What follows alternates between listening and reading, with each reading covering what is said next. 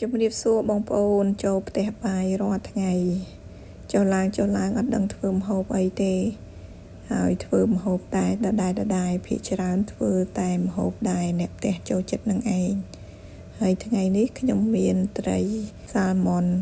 អត់ដឹងធ្វើម្ហូបអីទេមានតែចៀនក៏ចៀនហើយដែរតែដល់ពេលអូស TikTok មើលឃើញគេធ្វើនេះតំណងក៏យកមកធ្វើតាមព្រោះយើងមានគ្រឿងក្រៅអស់ហើយនឹងបងប្អូនត្រីសាល់ម៉ុនហ្នឹងបងប្អូនកាត់វាជាដុំតូចហើយប្រឡាក់គ្រឿងទុក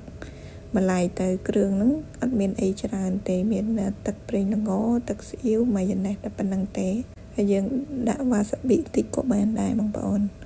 ហើយទុកម្លាយទៅហើយបាយយើងដាំឲ្យឆ្អិនទៅយើងដាក់ស្រូចជាមួយទឹកខ្មេះដែលធ្វើស៊ូស៊ីបងប្អូនអាចទិញនៅផ្សារជប៉ុនបានបើនៅស្រុកខ្មែរខ្ញុំធ្លាប់ទិញនៅក្នុងផ្សារអ៊ីអនមានអញ្ចឹងយើងយកមកតម្រៀបនៅក្នុងបាក់ឃីងរបស់យើងអញ្ចឹងមកយើងទ្រាប់ជាមួយសារាយដែលយើងរុំស៊ូស៊ីបងប្អូនហើយបាក់ឃីងប្រហែលជា10នាទីអីបានហើយក្លិនឈ្ងុយណាស់បងប្អូន